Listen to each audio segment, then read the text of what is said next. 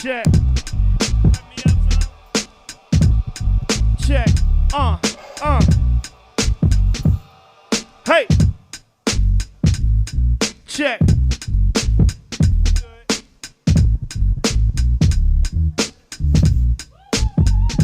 Huh.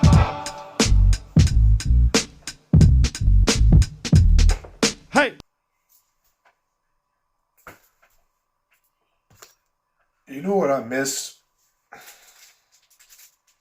like the most? I miss having music that would tell on you. Like, not so much the lyrics or anything like that, but like having music with a melody and everything just came together to either sympathize with what you were going through or help you organize your thoughts. And like one of the prime examples of that was Flowetry. They had this song, and I forgot the name of the track. I think it was It's Getting Late. Now, mind you, if you have never heard the song before, pause this and go listen to it, because it'll make more sense if you listen to it all the way through. But, you know, if you don't got time, I understand. Oh, shite. Mother. Alright, we're just gonna have to deal with this. Alright now. I'm not into no ghost and goblin shit today. Stuff moving on its own. Alright, so the whole premise of It's Getting Late, it's it's getting late. Now this is like kind of the hook, I believe. Yeah, this is just the hook. It's like, it's getting late. Why do you gotta be here beside me? Now this next part, I'm not exactly sure exactly how the lyrics go. It's been a minute, but it's like, touching, needing, wanting me. I'm afraid. Don't be. I'm afraid. Don't be. I'm so scared that you'll hurt me. Twice. Now those are just the lyrics. Now, the song has a string section, and the horn section comes in on the second verse. Well, it's not the second verse. It's the second time that the hook is being done. The horn section tells on you. Like one of those. And it's, oh man, that's going to jack up the shit. Okay, hold on. Let me pop this door. Hope my neighbors know I'm crazy already, so I hope this doesn't further scare them or anything. But like I was saying, the horn section, it get to telling on you. Because, well, first of all, let's break down them lyrics. Break down the lyrics first. Why you gotta be here beside me? So that means that y'all somewhere together, and you know, like, dude, why you here? It's like this, you know what's gonna happen if you here. And so, okay, it's too cold. See, this is the struggle of being a cigar smoker married to a non-cigar smoker, and you don't want the house smelling like smoke, but you gotta smoke, but you can't smoke on the balcony because the property rules saying you can't smoke on your balcony, even though it's January and it's cold and nobody's on the balcony. But anyway, the music telling on you, melody, horn section, string section. The lyrics be like, and this motherfucker went out. All right, look, we gonna compromise. I'm gonna close this. I'm gonna run this on light.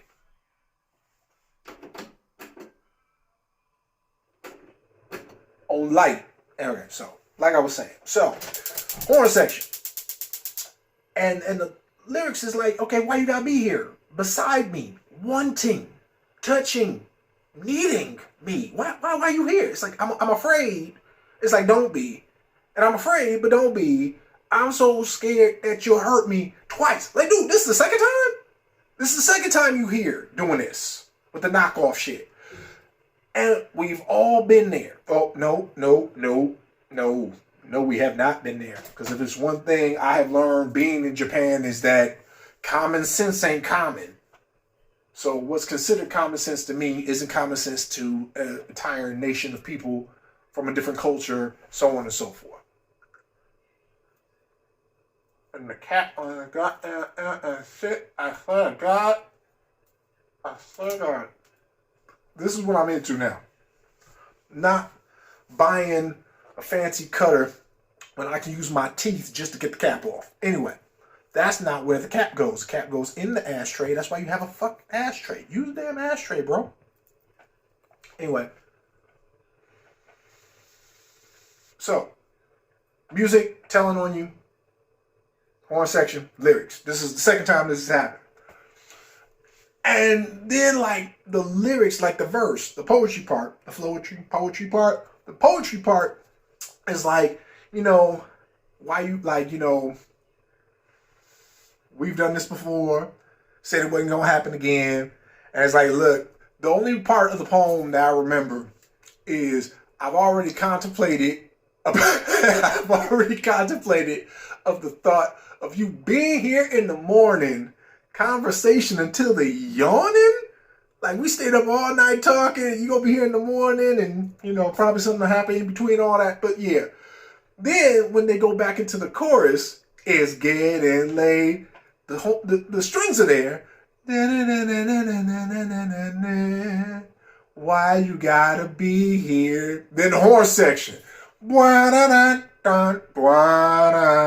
Like, it's like, dude, you know you shouldn't be here. And it's like that type of sympathy, that type of emotion that is garnered. I don't even know if garnered is the right word for that. Maybe it's, I don't know. We'll use simple vocabulary that I am very much sure of the meaning and the definition. It digs up feelings of, you know better. And we all have that feeling. Or, like I said, you know, common sense ain't common. So we'll just say a large majority of you know when you're fucking up.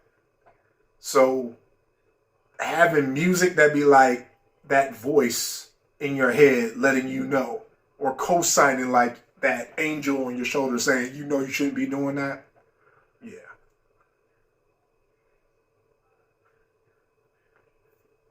Motherfucker. Take all that inhale for nothing. For nada. I miss that song, those music. I miss those musics. I miss that feeling. I used to get that from music all the time. But I was always a sappy romantic as a teenager and in my 20s for that matter. You know, something about true love or just love hurt and stuff like that. I was always just I don't know what I was. But music like that, it's what you needed to hear. I miss having that.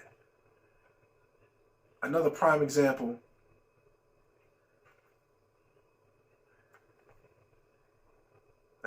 There we go. Hold on, let me get this set real quick. Be dead if we go out twice.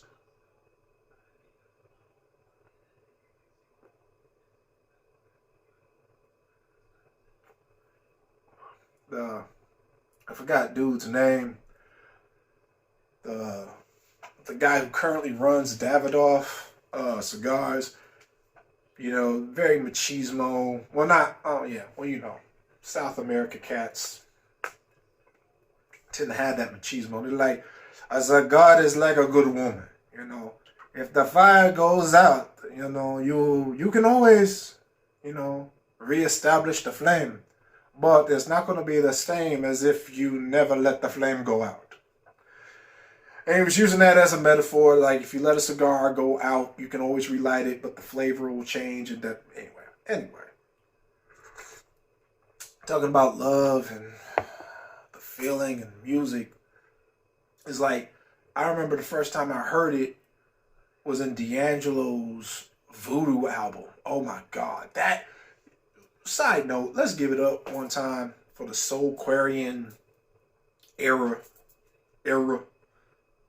Like Water from Chocolate and Voodoo came out at the close to the same damn time, and those were my albums. I had just graduated high school, and I had my manager cafe job at Barnes and Noble, and I was listening to them two albums on rotation, just them two albums. Oh God, was that the same year? No, anyway, yeah. So D'Angelo did one, and he had the same joint where it was like the horn section. It'd be telling on you. It was what was it? That's the time. I feel like making love. And then that bass come in and it's like doom doom doom doom doom doom doom doom doom.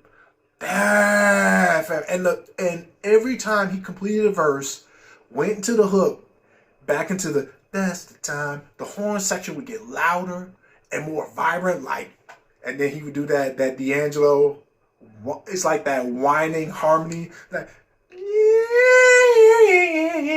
and like it'd be like him, but it'd be like 4-part harmony, but it's his voice. Yeah. Yeah. Oh my God, I miss music like that. It's like the horn section and the string section, for that matter, was always the voice of reason. So even if you would just listen to the instrumental, even if you don't know none of the lyrics, which I still don't, that was like, oh dude, that was like 25 years ago. So old. It's like 25 years ago when them albums dropped. And I still don't know the lyrics to those songs. But that melody though, that hook, it tell on you, and I know exactly where I was when I heard and who I was having romantic feelings for and so on and so forth. And now I can't find music like that no more. Oh God, it's sad. But it's kind of like fulfilling the prophecy of being an older dude now.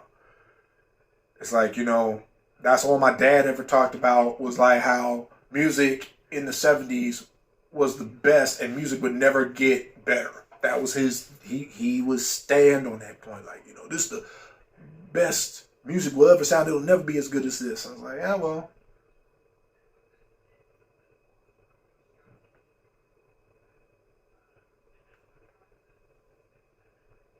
I ain't gonna lie though. Some Gap band, SOS band, oh my goodness. But yeah, the horn section. It was the voice of reason when you couldn't call your friend. When you couldn't get them on the phone to talk it out. Or if they were done talking to you because they've already told you what you already know to be true, you just in denial. It was like, no, but this time it's different, dude. I remember one of the most iconic phone conversations I've ever had was dude was like, yeah, but you need a little crazy in your life. You like crazy women. You can't have a sane woman. You gotta have a woman that has some kind of issue. It's like, no, it's like, dude, there's something about you. The irony of marrying a woman who's happy and doesn't have any issues. or issues that don't seem as catastrophic as previous love interests.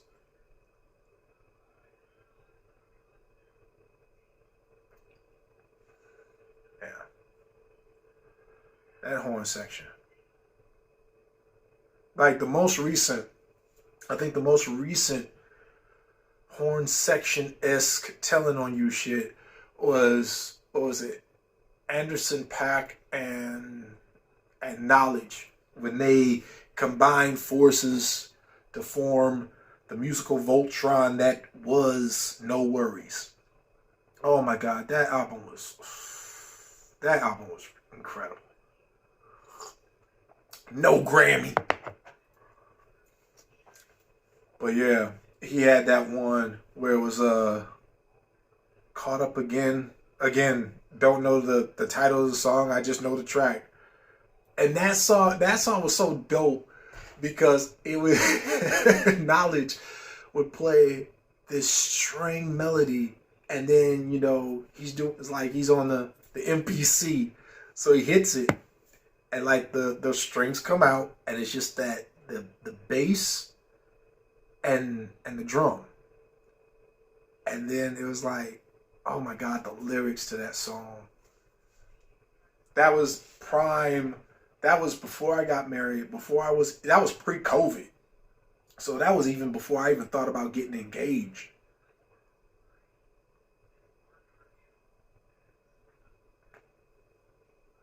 That was, hold on.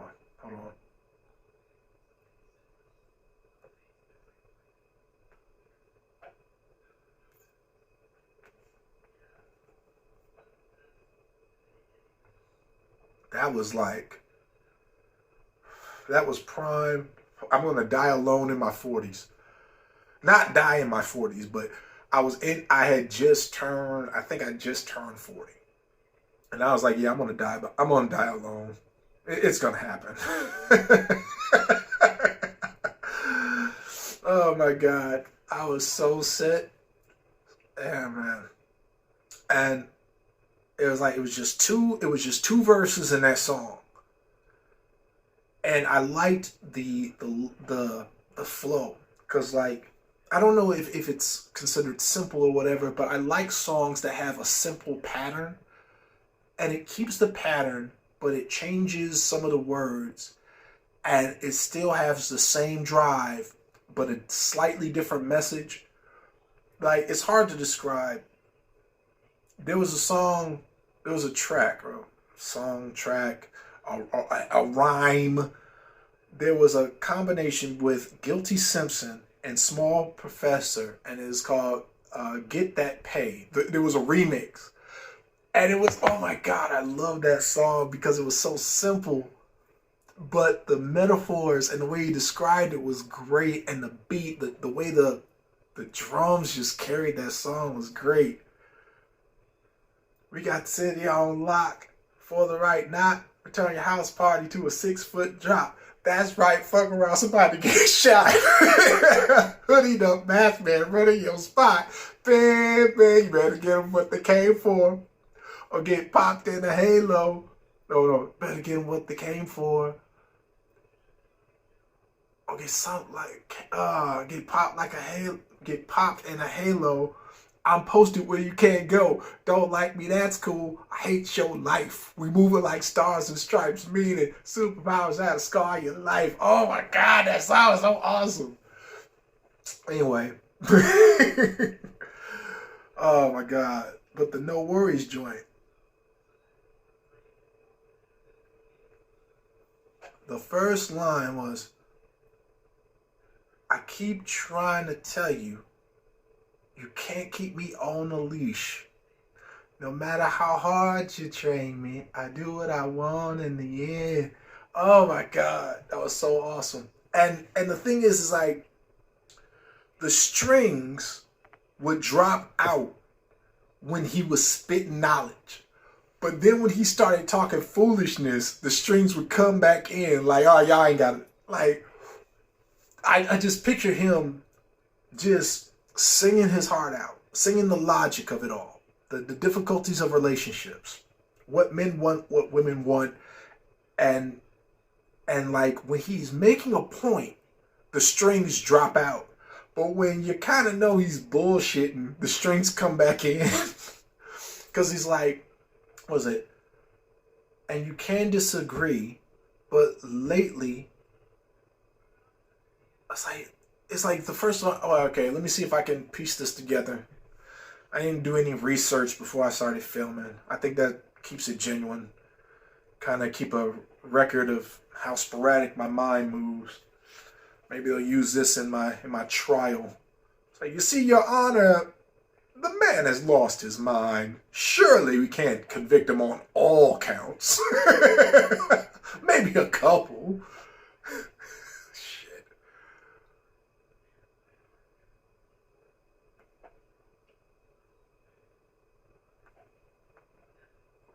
And it's like, I keep trying to tell you, you can't keep me on a leash. No matter how hard you train me, I do what I want in the end. And you can disagree, but lately I'm trying to be faithful as long as I'm off the drink. No, that's the second verse. That's the second verse where he's talking about as long as I'm not drinking, I'm being faithful. So the first verse was, okay, can't keep me on the leash. No matter how hard you train me, I do what I want in the end. And you can disagree, but lately they make it hard to be faithful.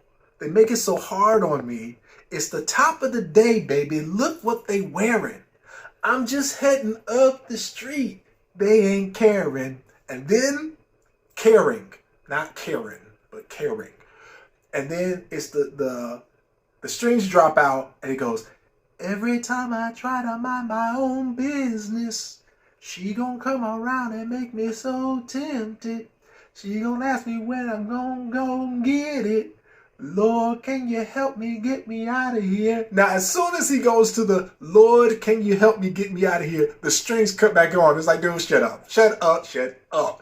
You asking the Lord to get you out of a situation you put yourself in. Come on, fam. And he's like, hey, I want to keep the peace. It's so hard on me. And the strings are still there. Oh, no, wait. That's strings and the horns in that. Yeah, the horns come in with the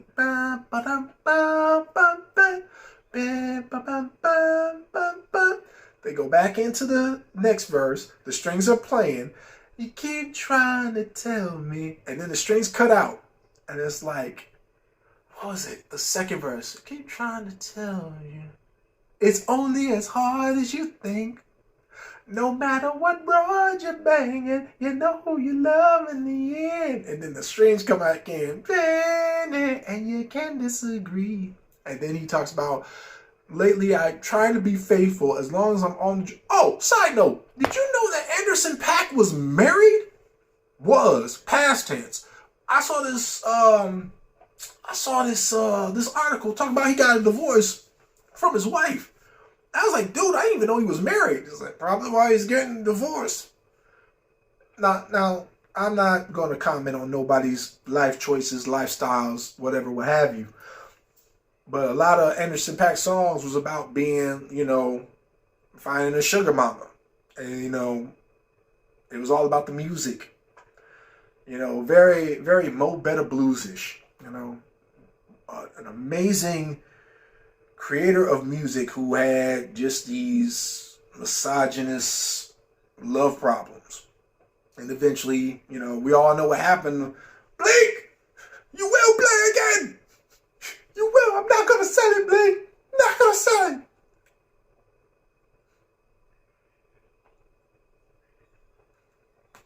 Was it Blake or Blake? It was Blake, right? I'm not going to sell it, Blake. You will play again. I'm not going to sell it. Oh, God, that was such a sad movie.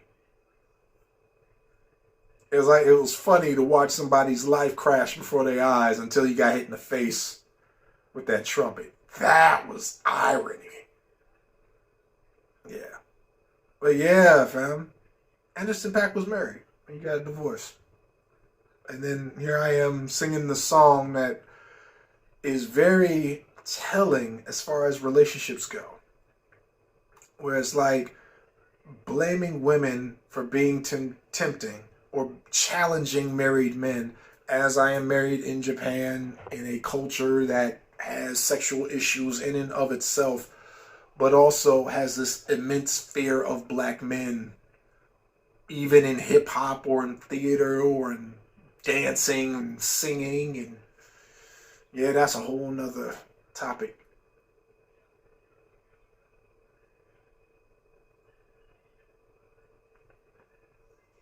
God damn, that's a whole nother topic. But 'tis the life I live. with no regrets. I regret nothing. Yeah. Damn, I miss music. It's like, what is it? Ignore the static. A little microphone, my itty bitty microphone. My itty bitty microphone. Itty bitty check 1 2. Yeah, man. Music. Whatever happened. Maybe that's my own.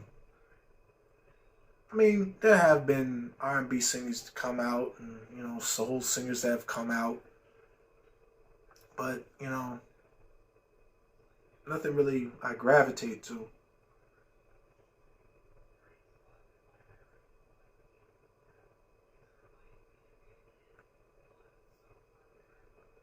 Yeah. Maybe it's the taste of music. Maybe it's the way that you get access to music now. I mean, there is no gather around radio station. We got the new one, the new hit, the latest world premiere. So many independent artists and so many different platforms. It's hard to find them now. It's like everybody has turned themselves into a business, into a staple, scattered all over the goddamn place. And Spotify with their sweetheart deal with record labels, they screwing the artists still, even in the digital independent, we don't need you for mass album pressing and shit. I don't know the politics of that. My life is complicated enough, especially, you know, out here. Yeah, I figure as much.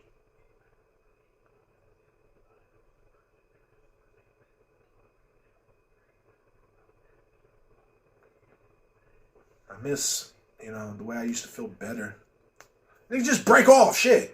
I see you flaking. See, this is the problem, fam. I got cigars. I messed around and bought too many cigars for what I was able to store.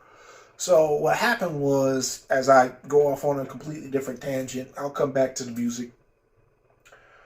They were running a sale on overruns. Overruns are when a cigar company producer, you know, they produce too many of one type, or there's also seconds, where seconds cigars are just cigars that didn't meet the strict protocol to guarantee a world class cigar. You know, maybe this wrapper was cracked, or the cap didn't fit, or the binding or the flow or whatever. So they sell them at a discount. So I was like, yo, these guys are getting rid of 25 cigars. And the messed up thing about being in Japan is like importing any tobacco product is such a pain in the ass. It's that you have to do it in bulk so you don't have to keep having problems with shit.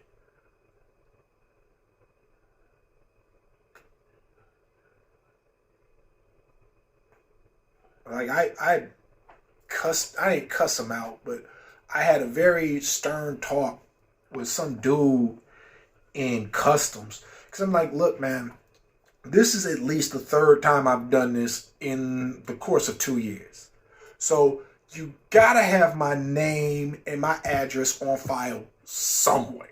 It's like, this ain't the first time. And like every time they're like, okay, well, how much is tobacco? How much does it weigh? Because we gotta charge you per thing. It's like, dude, I order the same quantity every time I order cigars. It's like, it's nothing new. You gotta have this on record somewhere. And it's like, for personal use, you know, I ain't gotta pay, you know, the extra tax or whatever. It's like, just give me the tariff shit. I know you know where I live. Anyway, so then I got maybe 2 little travel humidor boxes, right? And I can hold successfully 15. So, you know, the other one is kind of like a Ziploc bag with a Bovida pack in it.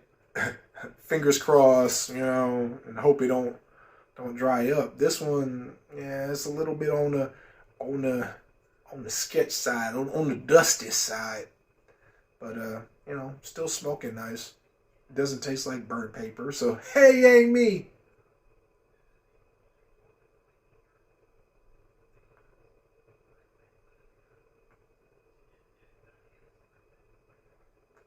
As opposed to having the travel humidor joints where there's like it's like it'll be straight, it'll be fine, it'll be great up until like that last quarter, and then like the back end will be spongy as hell. It'll be sitting there trying to like resuscitate it like CPR, just trying to keep it lit. Travesty, man. Yeah, this is. It's not too bad. It's just not amazing, but it's a overrun. So it's like it ain't gonna be the greatest cigar. It's just consistent.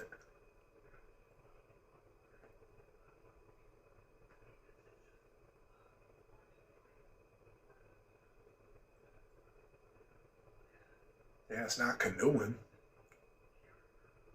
Ah, whatever. Anyway, music, telling on you, horn section. Anderson .Paak getting a divorce, didn't know he was married. Say ya. There we go. And see, it still has that, at least it was rolled correctly. You can tell a cigar was rolled correctly if you bust off the ash and it still has like this pencil shaving thing. It's like, yeah, that's a cigar video that nobody cares about. But whatever. Music.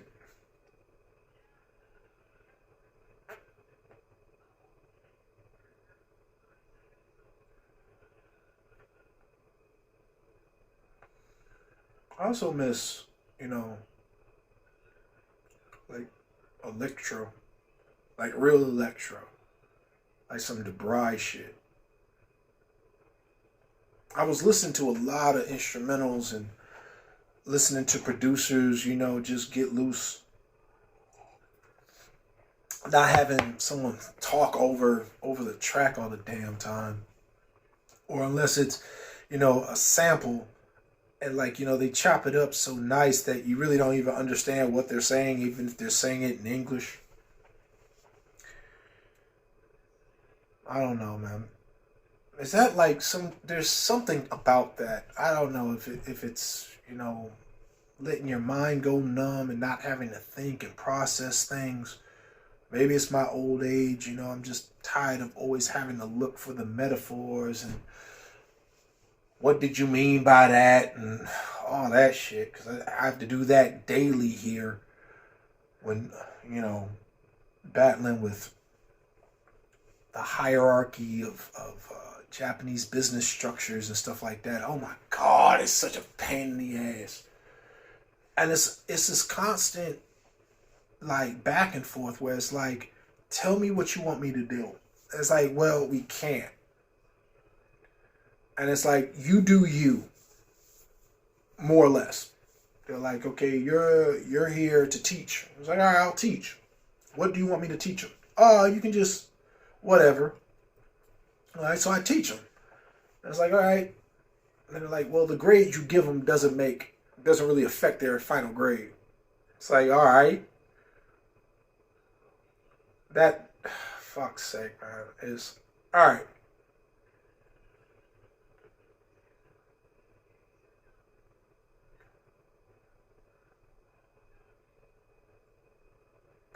I'll run this down quick, just so people know. All right, so the Japanese government wanted to increase the amount of proficient English speakers because English is the language of capitalism and world domination and whatever. So they started English classes early in elementary school with a focus on listening and speaking rather than reading and writing, because that has been the mainstay focus.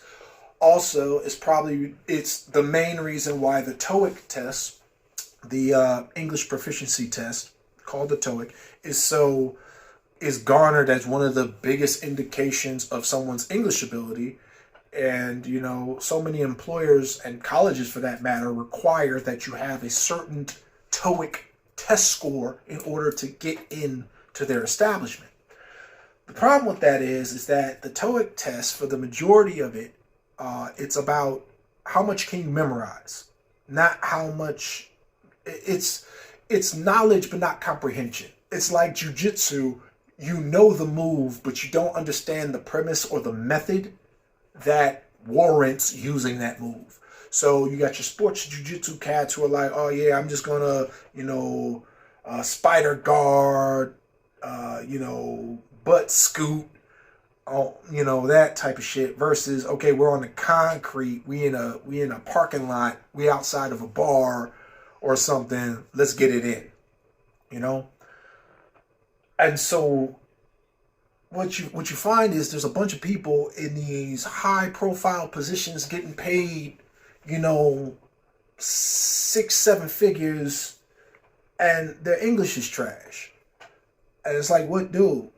But he scored this is the story I love telling, because it was such a shock to me when it happened, and it was kind of like that awakening moment. Yeah, get woke.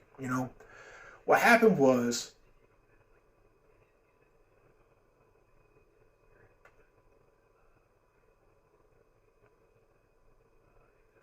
I was working for an Eikaiwa, which is basically English for profit. So it's like, you want to learn English, we'll teach you English for a price. So in order to make sure we signed you up for the right class or sold you the right book or course or whatever, you would do this little interview where you would just talk English. You would just speak English, talk English, speak English.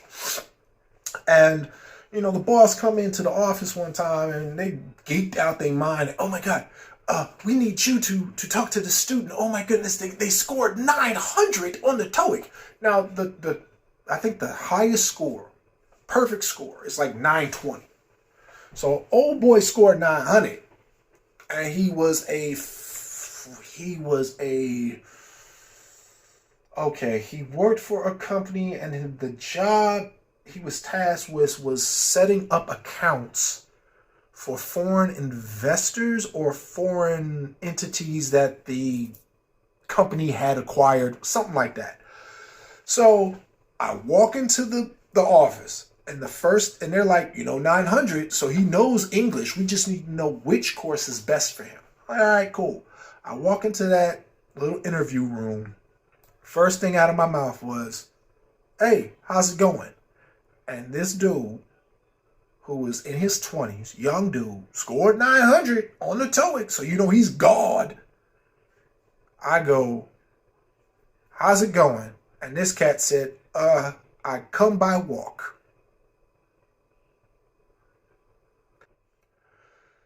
And the interview went downhill from there. Now, mind you, he did have good grammar, but when I would use anything that was not a textbook phrase, he was lost. And his responses were so unusual. And it's like, I understood what he was trying to say, but yeah, man, that ain't gonna win over no clients. And it just turned into the snowball effect when I left and told the boss, and was like, yo, man, yeah, you gotta start him in like slightly above beginner. And they were like, no, you can't do that. I'm like, fam, look, you sent me in there to talk to him. I talked to him. He ain't gonna fly in them advanced courses. But sure as shit,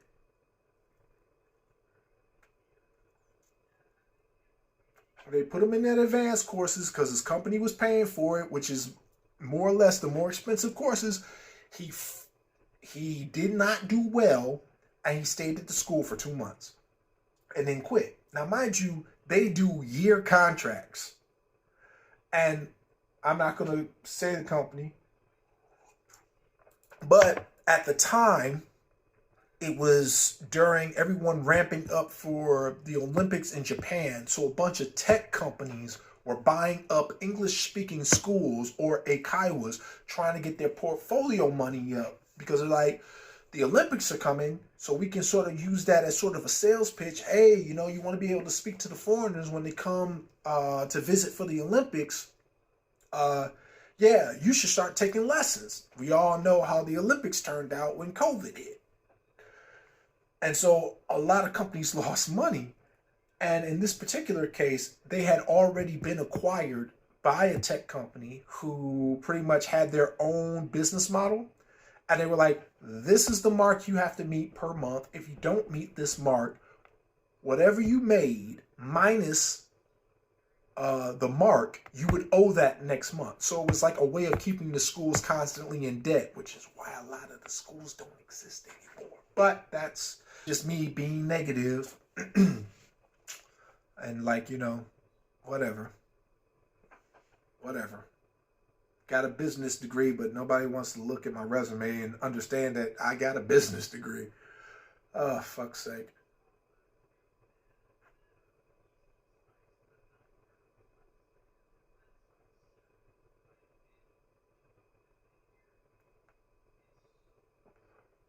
Yeah, fam. So that's how that ran. I forgot why we even went on that tangent. Oh man, this thing is dry. Ash still there though.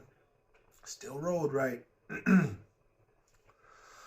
Famo, this is tragic. But I ain't gonna waste it. Nope. I get to smoke one cigar a month if I'm lucky. So even if it's a bad one, I'm gonna smoke it.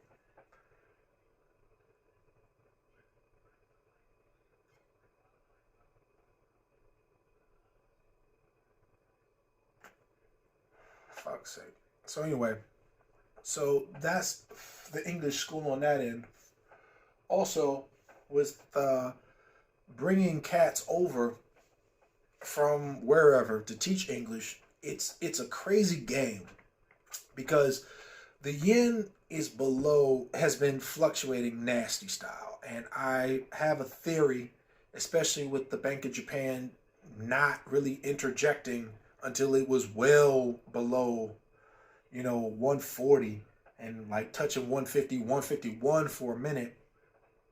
And I think it had something to do with, Japanese companies who have entities in other countries, the United States, the UK, trying to make up for the profits that were lost during COVID. I mean, the tourism numbers are back up, but the profits aren't back up. So everyone's trying to recoup the losses. And so I think that has a lot to do with letting the yen drop as much as it did, because for companies or people who had a foothold in countries whose currency is higher than the yen, they were still making bank. But with inflation and the fall of the yen and the fluctuation in the temperature, which affected, produce and local farmers, and then what was affordable, what wasn't affordable, and then you get news reports about companies raising the prices on, snacks and goods and services, and McDonald's and Starbucks were talking about, yeah, we're going to up the prices on this 10 yen and 5 yen and 20 yen here. And it's like, dude, it's not fair. There's no relief. Not to mention, the natural disasters that keep happening. The fucking New Year's earthquake, fam. You want to talk about some stories, man. There were some, heartbreaking stories coming out after that damn earthquake.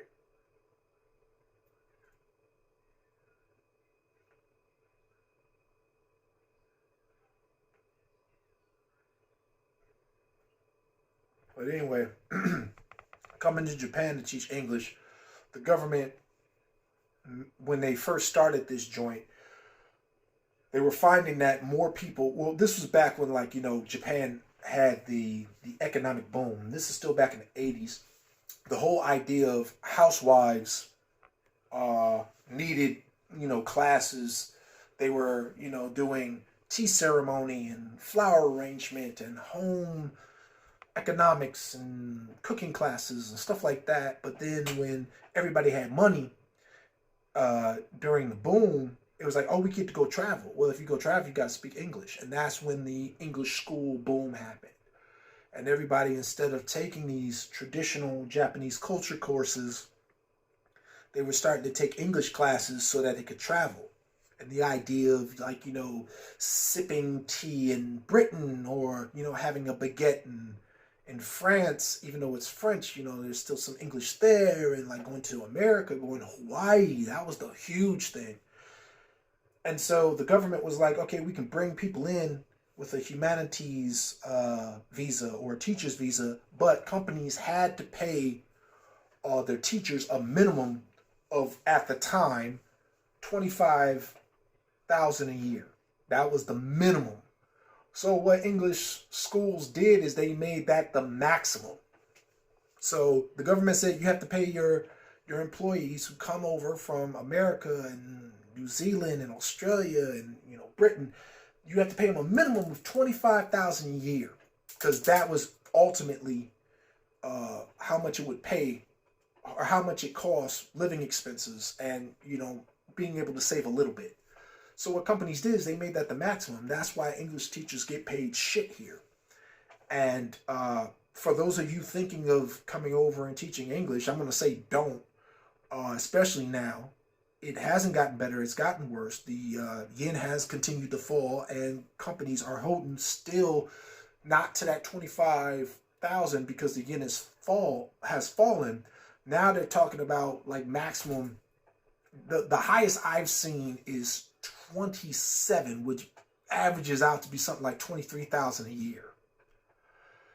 And not to mention online courses. A lot of the courses being taught online are from the Philippines, so the price for the courses are way lower, and it's still English. It is English. It's Filipino English, which the accents and the inflection is different, and certain culture, and that's the biggest thing that trips me out, is that the majority of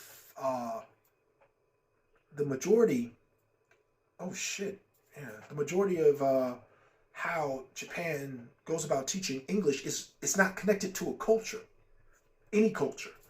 And it's sort of like this grab bag of, okay, well, this is British English and this is American English and this is what they use.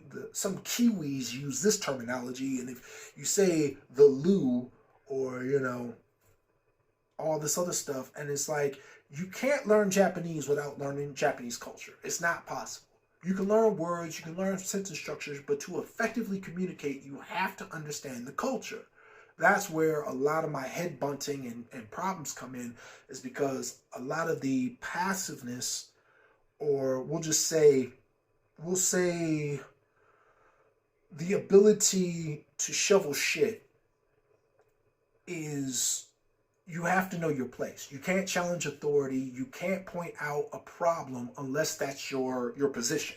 So if you have leadership that's terrible, or you have leadership that is not interested in solving problems, but rather parading around with a title and the income that comes with that title, then you're going to step on people's toes. My thing is, if you're moving your feet, it's hard for me to step on your toes. And I'm not trying to take over. I'm not trying to make you look bad. I'm not trying to say, I'm not one of these foreigners like, I came to Japan to save Japan from itself and stupid shit like that. The great white hope or the great black hope in this. Like, that's not me. But I'm not going to see you do something stupid, and then I got to sit there and do something stupid, and then you're like, why'd you do it that way? It's like, dude, this is how you do it. And that's another thing I'm tripping off of, is that if I try to speak Japanese, they're like, okay, they'll say, you don't have to be Japanese. You don't have to behave Japanese. You don't have to sit in seiza.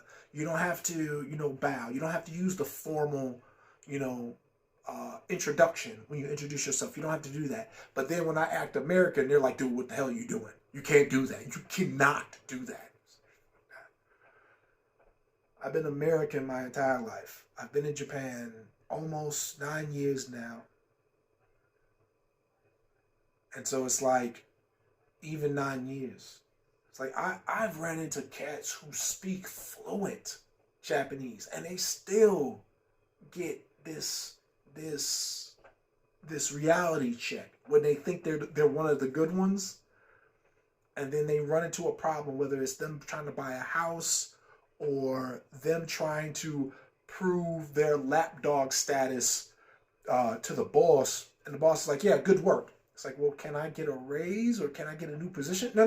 We're gonna keep you as the tap dancing clown, but thank you for pointing this out. I had this dude. Oh my goodness, it's the last story. Then I'm gonna call it.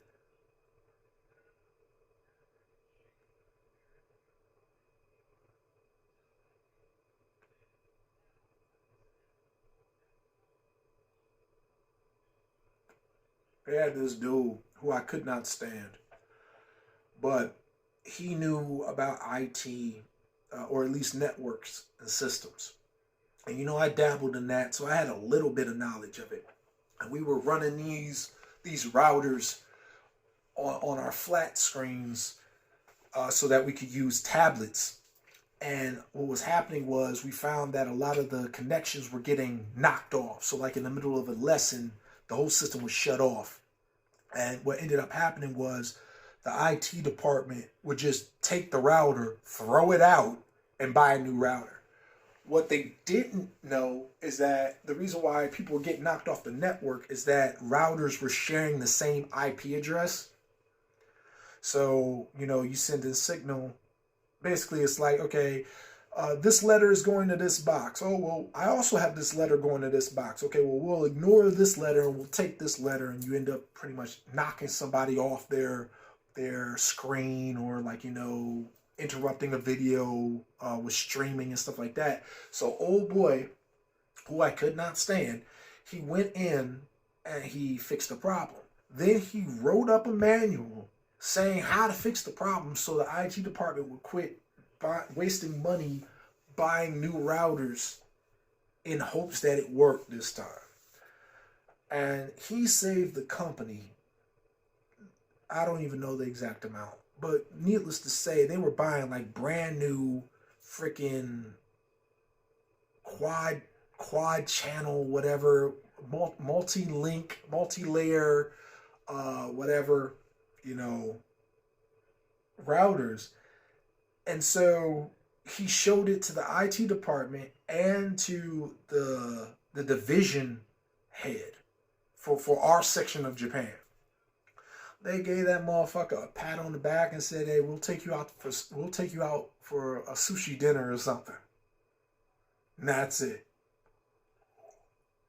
He was trying to get into the headquarters or the main office or even be a part of the IT team, and they were like, "Nah, you good." And sure enough, he was like, "Well, that's just the way it is here in Japan." And it's like, "All right, man, if you say so." And they took him out for a sushi dinner, and it was conveyor belt sushi, fam. Conveyor belt sushi is delicious, but it's super, super cheap. And that's how they did my man. Not even my man's, because I couldn't stand him. He was an asshole anyway, but still, it's like, I was still feeling him on that, yeah, man, you got jerked. That was some bullshit.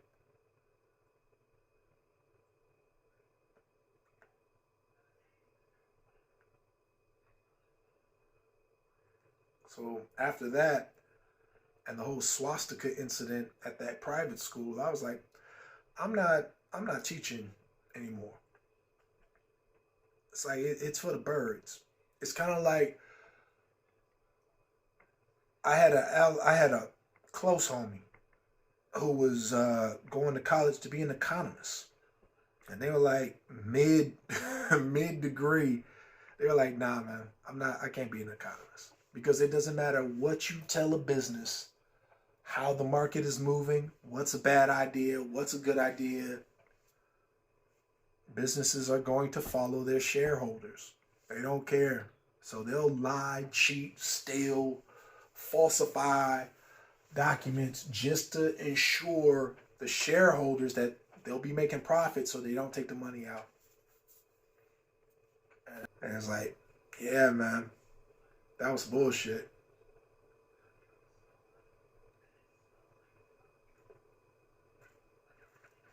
So such is life. Everyone's talking about, oh, you should go into business for yourself. You should have your own business. You should have your own stuff. It's like, that's not cut for everybody. Not everybody's meant to be a CEO or, you know, own their own business or run their own business for that matter. That's not everybody. I don't know if anybody reads A Brave New World anymore, but like, you know, if the whole world is an alpha, it's going to cause conflicts. But then again, it's like, that's a human choice, you know? Who decides who's an alpha and who's not? Who decides who excels, who doesn't? Fuck's sake, man.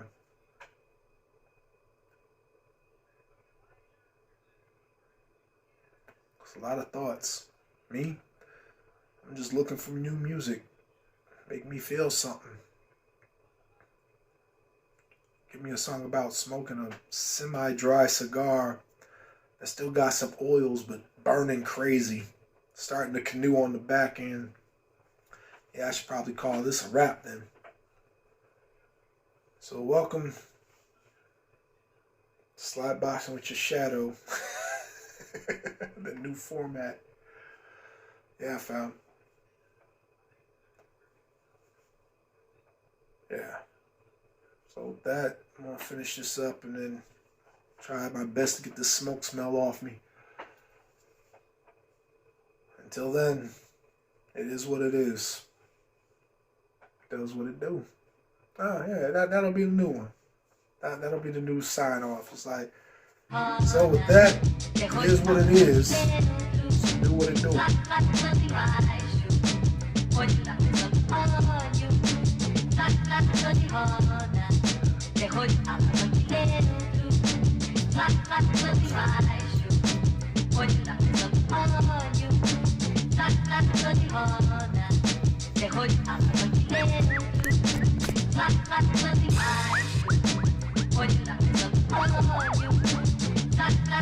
Olha,